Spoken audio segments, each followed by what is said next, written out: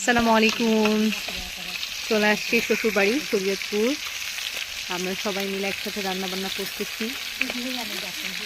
আমার জাল হচ্ছে আলু কেটে দিচ্ছে, ননাস ননদ বাচ্চা কাচ্চারা সবাই মিলে একসাথে। শ্বশুরবাড়ির কাছে পিকনিকের মতো লাগে, যদিও এরা আমাকে কাজ করতে দিতে চায় না, আমি জোর করেই বসছি। আমরা এখন হচ্ছে আজকে মুরগি ভুনা করব। লাল শাক ভাজি করা হয়েছে, ডাল রান্না করছে। আমার জাল হচ্ছে মাছ ভুনা করছে, কয়েক রকমের ভর্তা বানাইছে। খুব আনন্দ। শ্বশুরবাড়িতে আসলেই মনে হয় ঈদ।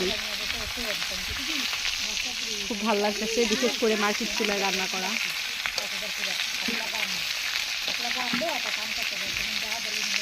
দেখা হচ্ছে নতুন কোনো ভিডিওতে, ততক্ষণ দেখা থাকেন, সাথে থাকেন।